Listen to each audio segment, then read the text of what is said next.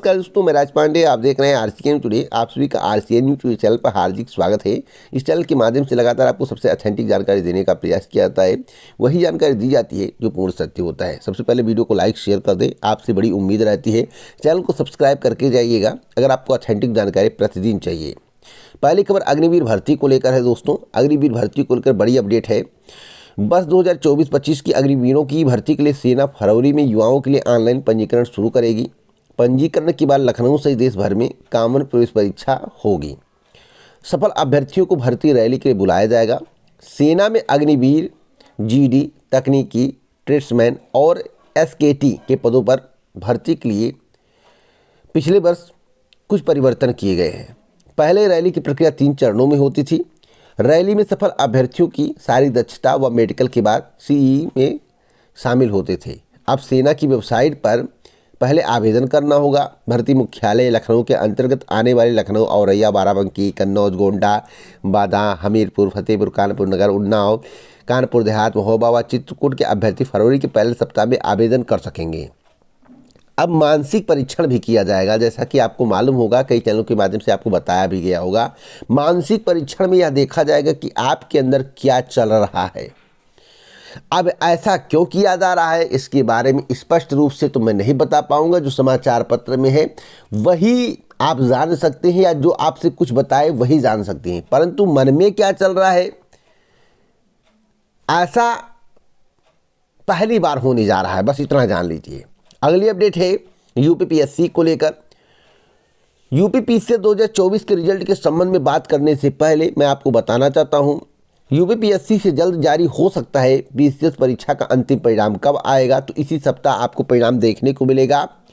जैसा कि मैंने बताया था, 2:3 का रेशियो होगा, यानी कि टॉप 5 में लड़कियां और 3 लड़के शामिल हो सकते हैं। 2 लड़कियां 3 लड़के शामिल हो सकते हैं, ऐसा मुझे लगता है। और अगली अपडेट मैं आपको दे दूं, पीसीएस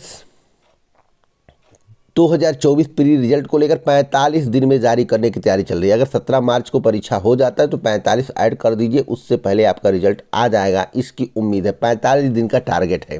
तो यह अब तक की सबसे बड़ी खबर है। एक बड़ी अपडेट मैं आपको और देना चाहता हूँ CTET परीक्षा को लेकर। जैसा कि आपको मालूम होगा, परीक्षा हुआ लेकिन धांधली करने का प्रयास भी किया गया। 84% अभ्यर्थी परीक्षा में शामिल हुए हैं, जो करंट की जानकारी है। दूसरे की जगह पेपर देते हुए 2 गिरफ्तार भी किए गए हैं। और मैं आपको बताना चाहता हूँ, बायोमेट्रिक के माध्यम से पकड़े भी गए हैं। लेकिन पेपर लीक की भी घटना सामने आई है। क्या ये वास्तविक है भैया? तो इसमें 2 राय नहीं है। या वास्तविक हो सकता है, इसकी जांच होनी चाहिए। जो सुनते हैं लोग वही बताते हैं पेपर लीक की घटना हुई है, तो इसकी जांच होनी चाहिए। अगर वास्तव में पेपर बड़े पैमाने पर लीक हुआ है तो निरस्त भी होना चाहिए और पुनः परीक्षा होनी चाहिए। तो आपको क्या लगता है, वास्तव में CTET का पेपर लीक हुआ है? कमेंट बॉक्स में ज़रूर बताएं। पेपर बहुत आसान था, यह भी कहा जा रहा है, तो यह भी एक बड़ी खबर है।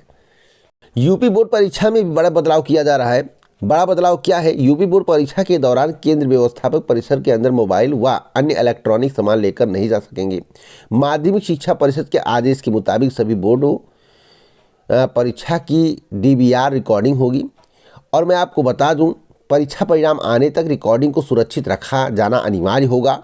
राजधानी के 136 केंद्रों पर 22 फरवरी से हाई स्कूल व इंटरमीडिएट की परीक्षा शुरू होने जा रही है। आदेश के मुताबिक छात्रों के लिए बनाए गए केंद्र का निरीक्षण केवल महिला अधिकारी करेंगी। परीक्षा शुरू होने से पहले छात्रों की चेकिंग के लिए अतिरिक्त महिला अधिकारियों की ड्यूटी भी लगाई जाएगी। अब मैं बात करूंगा नए शिक्षा सेवा आयोग के गठन को लेकर। नए शिक्षा सेवा आयोग के फेर में कई भर्तियां फंसी पड़ी हैं। असिस्टेंट प्रोफेसर हो, यूपी टेट परीक्षा हो, या फिर TTPT परीक्षा हो, प्राथमिक शिक्षक भर्ती हो, सब कुछ फंसा पड़ा है। जब तक नए शिक्षा सेवा चयन आयोग का गठन नहीं होगा तब तक भर्ती प्रक्रिया आगे नहीं बढ़ेगी। लेकिन मैं आपको बताना चाहता हूँ, फरवरी माह में केवल अध्यक्ष आएंगे, सदस्य आएंगे, आयोग पूर्णतः बनकर तैयार हो जाएगा। एक मीटिंग हो सकती है, बाकी कुछ होने वाला नहीं है। परीक्षाएं चुनाव के बाद ही आयोजित की जाएंगी, या 1001% सत्य है। बात समझ रहे हैं?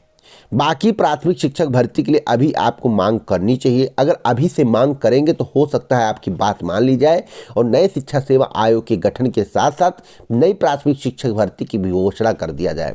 अगर आप घोषणा चाहते हैं, प्राथमिक शिक्षक भर्ती की उम्मीद लगाए बैठे हैं, तो आप ऐसा करिए। अन्यथा शांति से बैठे रहिए, जब जो होगा तब इस चैनल के माध्यम से बताया जाएगा। पूरा वीडियो सुनने के लिए दिल से धन्यवाद।